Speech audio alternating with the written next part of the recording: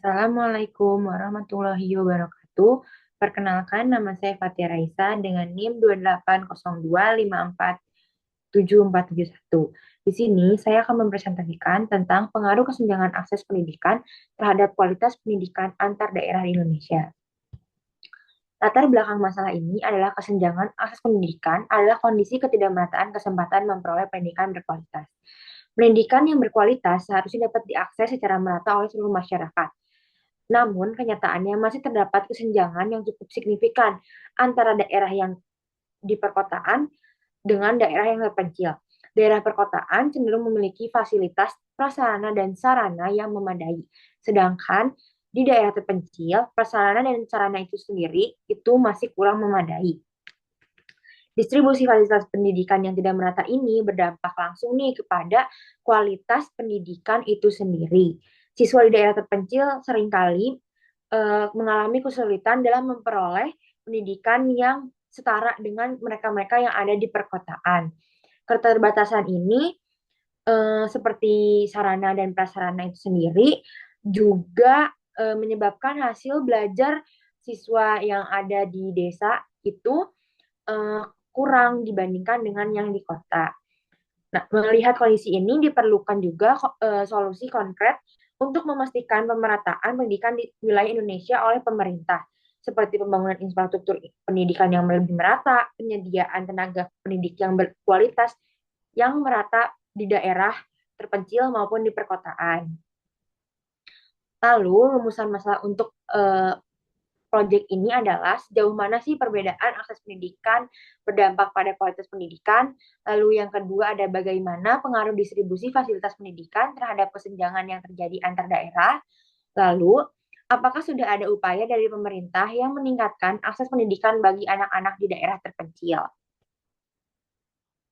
Hasil temuan dari hasil FGD bersama narasumber.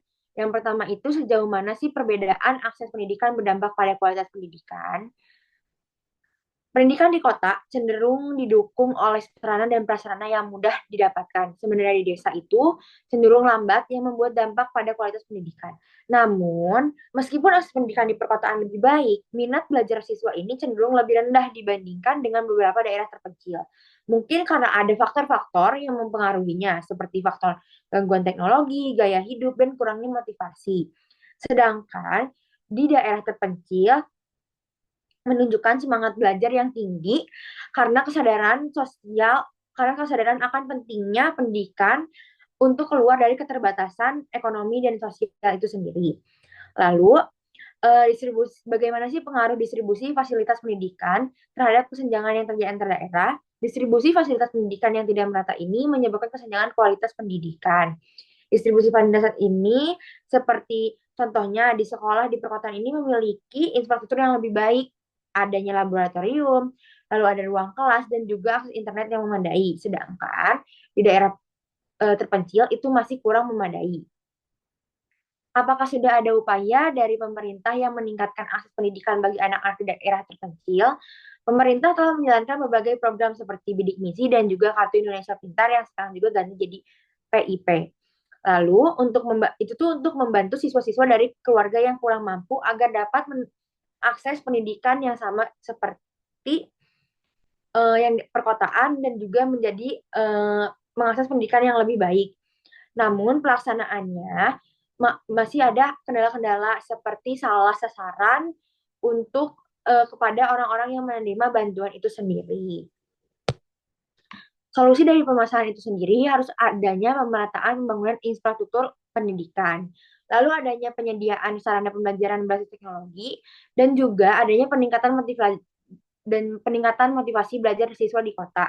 Lalu adanya pelatihan dan pendampingan tenaga pendidik agar eh, metode pengajarannya lebih inovatif dan juga dapat meningkatkan minat belajar tidak hanya untuk di daerah perkotaan tapi juga di daerah terpencil.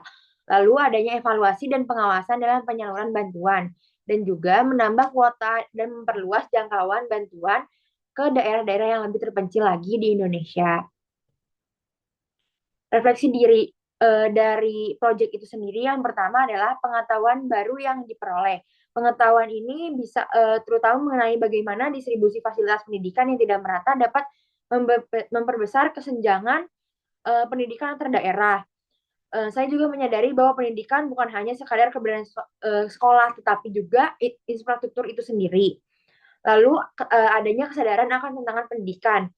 Menghadapi ketenangan yang dihadapi di dunia pendidikan ini, khususnya di daerah-daerah terpencil ini, memperlihatkan ketimpangan akses pendidikan membuat mereka harus berjuang lebih dibandingkan yang di perkotaan yang sudah ada dan memadai. Lalu eh, dari sini saya menyimpulkan bahwa pentingnya program bantuan pendidikan oleh pemerintah itu sendiri. Walaupun masih ada beberapa kendala-kendala tersebut, tetapi bantuan dari pemerintah ini sangat berarti bagi um, siswa-siswa di daerah terpencil yang masih keterbatasan sarana dan prasarana untuk sekolah. Mungkin itu saja dari saya. Bila ada kesalahan, mohon dimaafkan. Terima kasih. Wassalamualaikum warahmatullahi wabarakatuh.